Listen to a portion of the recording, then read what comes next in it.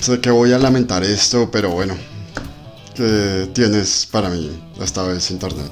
Ay, por Dios. Un commodity es un producto natural que se vende por volumen.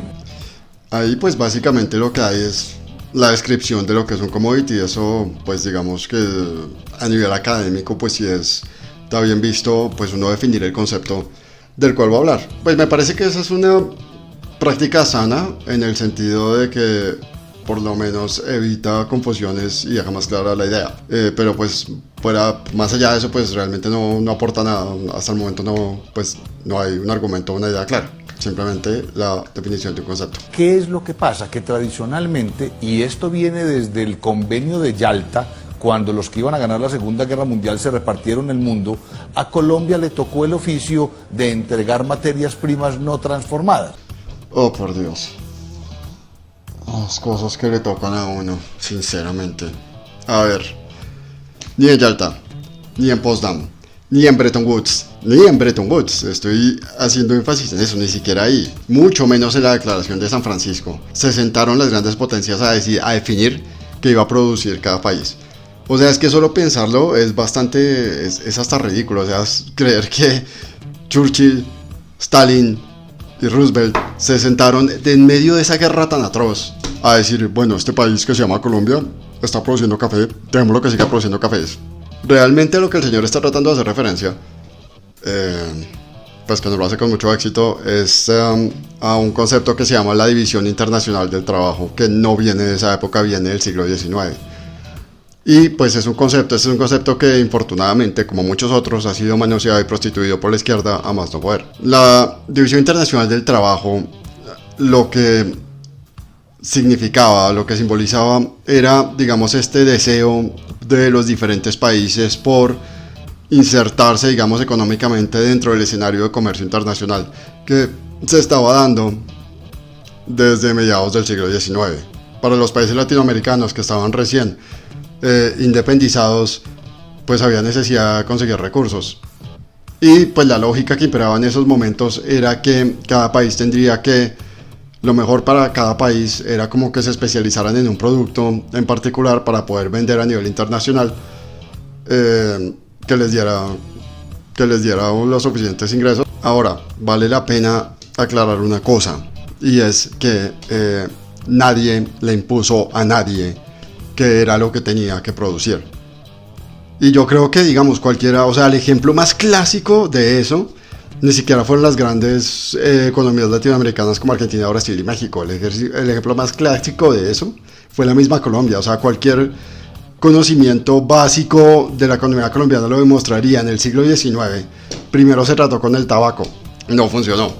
Después se trató con la quina, que es la corteza y un árbol del quino, que en esa época se creía que servía para ayudar a, pues que tenía efectos medicinales.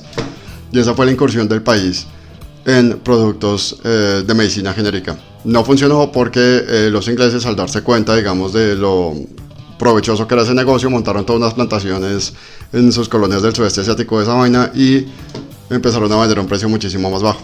Después se trató con el añil, que era una especie de tintura, y tampoco funcionó porque los gringos encontraron maneras más baratas y más eficientes de teñir. Finalmente se trató con el algodón también, y tampoco funcionó porque los gringos también lograron potencializar ese mercado. Hasta que al final, a finales del siglo XIX, encontramos el café y nos quedamos con el café. Pero nadie, absolutamente nadie, obligó a Colombia a seguir ese camino. Es más, si en lugar de tener a Rufino José Cuervo, a Manuel Antonio Caro y a José Manuel Marroquín, hubiéramos tenido un estadista, alguien que hubiera visto, digamos, cómo era que se estaba moviendo el mundo, hubiera tenido una visión más a futuro, pues muy probablemente ese no se habría seguido ese camino, sino que capaz se habría podido lograr una industrialización, como lo lograron otros países de América Latina. O sea, a mediados del siglo XIX Paraguay logró industrializarse, o empezó, digamos, un proceso de industrialización que no culminó. Argentina tenía otro. De hecho, para finales del siglo XIX e inicios del siglo XX, los europeos habían considerado que había 3 países que podían llegar a ser potencia mundial y ponerse al mismo nivel de Europa, que estaban por fuera de Europa. Esos tres países eran Japón por un lado, Estados Unidos por el otro, y finalmente estaba la Argentina. Hasta ese punto había llegado el desarrollo argentino, por lo menos hasta inicios del siglo, finales del siglo XIX, inicios del siglo XX. Entonces venir a decir que es que primero la Segunda Guerra Mundial totalmente desubicado, pero fuera de eso, que es que los países avanzados vinieron a imponerle más o menos, siendo a los países, digamos, en vías de desarrollo lo que tienen que producir es completamente ridículo y va contra cualquier tipo de experiencia histórica que se conozca. No, pues faltaba más. Bueno, vamos a ver, ya se me quitó un poco el humor, vamos a ver qué más tiene que decir aquí el profesor. Una cosa es vender petróleo crudo, otra cosa es vender gasolina. Una cosa es vender onzas Troy de oro, otra cosa es vender cadenas de oro. Una cosa es vender sacos de café y otra cosa es vender tinto en Nueva York. No necesariamente. La verdad es que, bueno, digamos que hay cierta lógica en lo que está diciendo, pero no necesariamente es así. Por ejemplo, eso depende del norte que se tenga, la imagen, la visión de país que se tenga, a dónde se quiera ir. Por ejemplo, Nueva Zelanda está en el puesto 15 a nivel mundial en el índice de desarrollo humano. ¿Qué exporta Nueva Zelanda? Nueva Zelanda exporta carnes y exporta madera. Está exportando commodities. Y aún así le está funcionando el modelo. ¿Qué exporta Corea del Sur? Puesto 22 en el índice de desarrollo humano. ¿Y qué está exportando Corea del Sur? Está exportando electrodomésticos, está exportando puros artículos de electrónica, está exportando carros. Nada de eso son productos elaborados de productos agrícolas. Eso ya es una industria de alta tecnología propia de ellos, que nada tiene que ver con el caso. ¿Qué exporta Singapur? Singapur está exportando servicios. Singapur no tiene ni siquiera terreno suficiente para plantar cosas. Entonces, ¿qué exportan? Exportan servicios.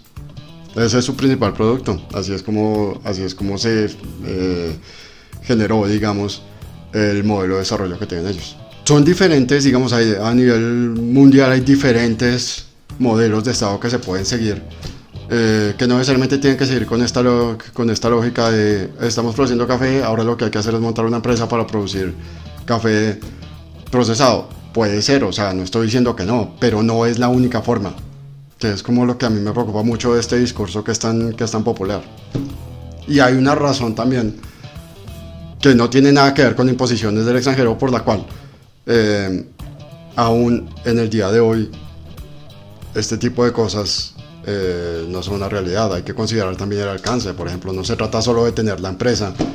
Si la empresa no está vendiendo en todos los rincones del mundo, si la empresa solo está vendiendo en Ecuador, Perú y Brasil, probablemente no tenga los mismos ingresos a que si vende en Oceanía, si vende en Europa, si vende en todos los países de Asia. Entonces todo ese tipo de cosas hay que considerarlos. Eso no es tan X luego Y.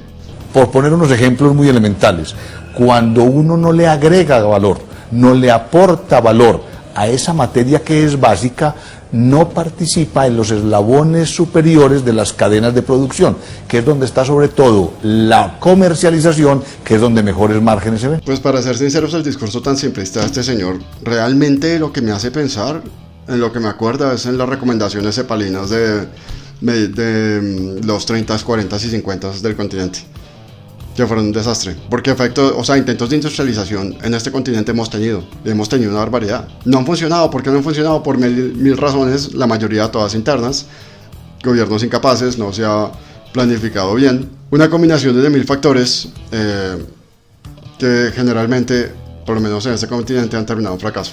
Así que bueno, tal vez la idea, vuelvo, insisto, al igual que como lo he dicho en temas de seguridad, en temas económicos pasa igual, es empezar a buscar soluciones realmente innovadoras, dejar de lado estos discursitos ya trillados que no consideran realmente todos los elementos y empezar a ver formas innovadoras e inteligentes de solucionar los grandes problemas que están agobiando a la mayoría de los países de este continente.